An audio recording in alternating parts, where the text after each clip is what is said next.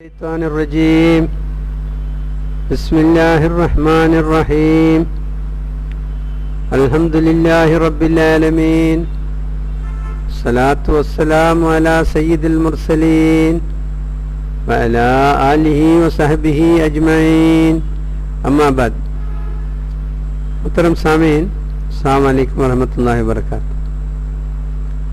یہ درس ہے دائی کی سلوک۔ دعوت بولنے سے اس میں تین چیز رہتا ہے۔ ایک پیغام، ہمارے پاس جو پیغام ہے وہ اسلام ہے۔ دوسرا ایک دائی، تیسرا مدعو۔ یہ تین بنیادی چیز رہتے ہیں۔ تو یہ درس میں دائی مدعو کے ساتھ کس طرح رہنا ہے یہ بات بتایا جاتا ہے۔ آپ صلی اللہ علیہ وسلم کے ساتھ مشرکین بہت ظلم کیا اور بہت ستایا، بہت پریشان کیا، وہ سب ہے۔ ہم کو وہ نہیں دیکھنا، ایسے لوگوں کے ساتھ آپ صلی اللہ علیہ وسلم کیسے سلوک کیا یہ دیکھنا ہے۔ یہ دیکھنے کے لیے ہمارے پاس کئی واقعات ہیں، لیکن سب سے بہتر واقعہ یہ ہے کہ آپ صلی اللہ علیہ وسلم کی طائف کی سفر۔ آپ صلی اللہ علیہ وسلم مکے سے طائف گیا۔ طائف جو ہے پہاڑی علاقے کے اوپر کی ایک بستی ہے۔ تو مکے سے تقریباً 94 کلومیٹر 94 کلومیٹر دور پر ہے۔ وہ زمانے میں روڈ وغیرہ نہیں ہے، بہت تکلیف سے آپ صلی اللہ علیہ وسلم اس کے اوپر سفر کر کے پہنچا اور طائف کے لوگوں کو دعوت دیا۔ تو طائف کے لوگ بولا کیا ہے؟ پہلے وہ لوگ یہ بولا تم ایک اللہ کا نبی ہے، تمہیں آنے کے لیے ایک گدھا نہیں ملا؟ یعنی آپ صلی اللہ علیہ وسلم کو وہ لوگ مذاق کیا۔ اور دوسرا جو ہے وہ لوگ ان کو بہت برا بھلا باتیں کہا، یہ ہے۔ اور اس کے بعد وہ لوگ جو ہے آپ صلی اللہ علیہ وسلم کو بہت ایسے باتوں میں وہ لوگ آپ صلی اللہ علیہ وسلم کو تکلیف دیا، اور اس کے علاوہ وہ لوگ آپ صلی اللہ علیہ وسلم کو پتھر مارا۔ یہ تین چیز بھی وہاں ہے۔ ایک جو ہے مذاق کرنا۔ ہم لوگ انسان ہیں، ہمارا فطرت کیا ہے؟ ایک آدمی مذاق کرے گا، بدلے میں ایک مذاق نہیں کرے گا، رات کو ہم کو نیند نہیں آئے گا، وہ بول دیا نا، میں کچھ نہیں بول سکا نا، اس طرح۔ یہ ہے مذاق، انسان کی ذہن کو بہت تکلیف دیتا۔ اور دوسرا جو ہے برا بھلا کہنا۔ تم اللہ کا نبی ہے، تم کو یہاں آنے کے لیے گدھا نہیں ملا ہے نا؟ ایسے آپ صلی اللہ علیہ وسلم کو بہت ایسے ہی سمجھتے تھے وہ لوگ۔ تو ایسے بہت سے لوگوں کی روایتیں ہیں، یعنی میں مختصر کرنا چاہتا ہوں اس لیے بولتا ہوں، آپ صلی اللہ علیہ وسلم کو اس طرح بھی تکلیف دیا۔ تیسرا پتھر مارا۔ یہ سب ان لوگوں کے کام ہے۔ اس کا بدلے میں آپ صلی اللہ علیہ وسلم کیا کیا، ہم نے کیا کرے گا، یہ ہم لوگ ٹال کرنا ہے۔ آپ صلی اللہ علیہ وسلم مذاق کرنے والے کو مذاق نہیں کیا، بدلے میں مذاق نہیں کیا، ایک۔ دوسرا برا بھلا کہنے والے کو کچھ برا بھلا نہیں کیا، پتھر مارنے والے کے خلاف پتھر بھی نہیں مارا۔ ایک دائی یہ سمجھنا ہے یہ تین کام کرنے کے لیے بھی مدعو کو حق ہے، لیکن دائی کو اس کا بدلہ میں کچھ کرنے کا حق نہیں ہے۔ یہ دائی سمجھنا، یہ آپ صلی اللہ علیہ وسلم کی سلوک ہے۔ دائی مدعو کے ساتھ ہمارا سلوک اس طرح رہنا، وہ لوگ کچھ بھی کرے، کچھ بھی بولے، ہم اس کو سب برداشت کرنا ہے، صبر کرنا ہے۔ اس کے لیے جنت دیتے ہیں. تو یہ آپ صلی اللہ علیہ وسلم کی زندگی کی سب سے مشکل دن تھا.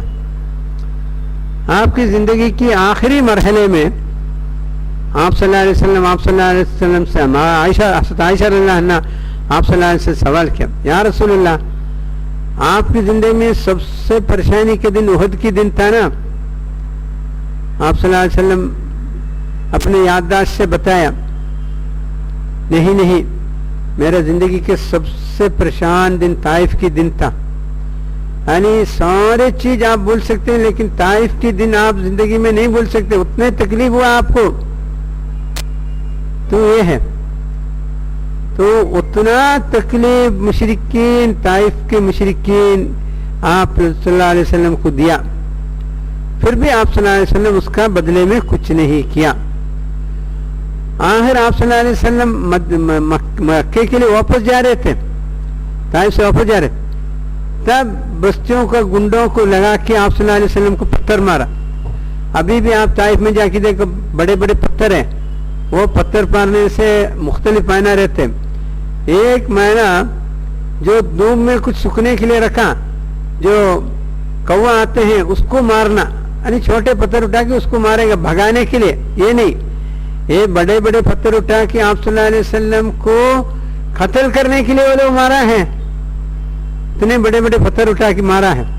وہ پتھر بھی کیسا ہے, یہ ایک دم سخت پتھر ہے. وہ پتھر انسان کی جسم میں لگ جائے گا, وہاں سے چمڑا نکل جائے گا, اتنا تیز پتھر ہے وہاں. ابھی بھی ملے گا آپ کو وہ پتھر ادھر.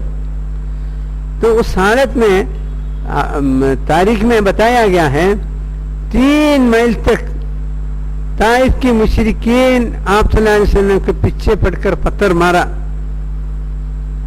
اور آخر آپ صلی اللہ علیہ وسلم گر گئے. تو حضرت زید رضی اللہ عنہ آپ کے ساتھ میں تھا, وہ آپ صلی اللہ علیہ وسلم کو اٹھا کے ایک جگہ لیٹایا. آپ کے پیر پر گئے تو پتھر مار سے پیر پھاٹ کر خون نکلا ہے. آپ کے پیر کی جوتا خون میں ڈوب گیا ہے. اسی حالت میں بہت پریشانی. حضرت زید رضی اللہ عنہ اس کو برداشت ہی نہیں کر سکا. آپ صلی اللہ علیہ وسلم کیسا برداشت کر رہے نہیں معلوم, اتنے حالت میں ہیں آپ صلی اللہ علیہ وسلم. تب کہا زید رضی اللہ عنہ, آپ صلی اللہ علیہ وسلم کہا, یا رسول اللہ طائف کے لوگوں کو اوپر اللہ کی عذاب آنے کے لیے آپ اللہ سے بدعا کیجئے. لیکن کیا ہوا, آپ صلی اللہ علیہ وسلم اس کو نہیں مانا. آپ صلی اللہ علیہ وسلم نے فرمایا, میں بدعا کرنے کے لیے نہیں بھیجا گیا, مجھے لوگوں کو دعوت دینے کے لیے بھیجا گیا ہے. یعنی اتنے پریشانی کی حالت میں بھی آپ صلی اللہ علیہ وسلم وہ مشرکین کے خلاف زبان نہیں اٹھاتے, اس کے خلاف کچھ نہیں بولتے. یہ دائی کی سلوک ہونا, اپنے مدعو کے ساتھ آپ صلی اللہ علیہ وسلم کی سلوک کرنا ہے, تبھی وہ دائی بنے گا. دائی یہ بول کے ایک بات کا 2 بات سنائے گا تو کیسا نہیں, ہم صبر کرنا ہے, یعنی سختی سے صبر کرنا پڑتا ہے ہم کو. یہ ہے ہمارے حالت, یہ ہم سمجھنا ہے. تو اتنا نہیں, آسمان پر بادل پر جبریل علیہ السلام حاضر ہوا. آپ صلی اللہ علیہ وسلم سے کہا, دیکھو آپ کی سارے باتیں اللہ سبحانہ وتعالیٰ سنا ہے, اور اللہ سبحانہ وتعالیٰ پہاڑ کے فرشتے کو بھیجا ہے میرے ساتھ. تو پہاڑ کے فرشتے آپ صلی اللہ علیہ وسلم کو سلام کہتے ہوئے کہتے ہیں, یا رسول اللہ اگر آپ اجازت دیا تو ابھی یہ سارے طائف والوں کو دونوں پہاڑ کے بیچ میں ہم ڈال کے ختم کر دیں گے. آپ صلی اللہ علیہ وسلم بولے نہیں, ختم نہیں کرنا, اس کو کچھ نہیں ہونا. آئندہ نسل میں کوئی بھی ایک لا الہ الا اللہ محمد رسول اللہ پڑھ کر اللہ پر ایمان لانے والا رہے گا, اس لیے اس کو کچھ نہیں کرنا کر کو آپ صلی اللہ علیہ وسلم امید کے ساتھ جواب دیتے. آپ صلی اللہ علیہ وسلم اجازت نہیں دیتے. یعنی اتنے سختی سے آپ کو تکلیف ہونے کے بعد بھی آپ صلی اللہ علیہ وسلم اپنے مدعو قوم, وہ بھی کھٹر مشرکین 25 کیرٹ مشرکین ہے, طائف کا مشرکین, اور اس کے ساتھ آپ صلی اللہ علیہ وسلم پر اتنا بڑا ظلم کیا, پھر بھی آپ کے دل میں اس کے بارے میں یہ نہیں ہوا. پھر اللہ سبحانہ آپ صلی اللہ علیہ وسلم سوچا یہ کیا ہوگا، یہ کیا ہوگا. اللہ سبحانہ تعالیٰ کو آپ صلی اللہ علیہ وسلم کی اجازت کی کوئی ضرورت نہیں ہے. آپ صلی اللہ علیہ وسلم اس کو تباہ کر دے گا تو کیا ہوگا. اس لیے اللہ کے سامنے آپ ہاتھ اٹھا کے دعا کیا، آپ اللہ کے سامنے دعا کیا، رب اہد قومی انہم لا یعلمون. اس کے برابر ایک واقعہ انسانی تاریخ میں آپ کو نہیں ملے گا، اتنا بڑا واقعہ ہے. یعنی یا اللہ میرے قوم کو تم نے ہلاک نہیں کرنا، ان کو ہدایت دے. یہ ہے آپ صلی اللہ علیہ وسلم کی مدعو کے ساتھ کی سلوک، یہ آپ کو سمجھ میں آنا چاہیے. یعنی سارے مصیبتیں اٹھانے کے بعد بھی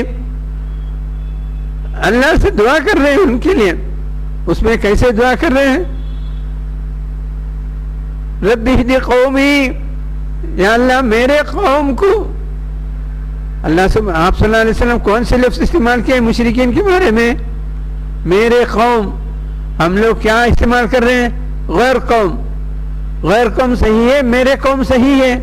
آپ صلی اللہ علیہ وسلم کی استعمال صحیح ہے یا ہمارا استعمال صحیح ہے؟ دونوں میں سے ایک صحیح ہو سکتا برابر. آپ صلی اللہ علیہ وسلم کی استعمال صحیح ہے.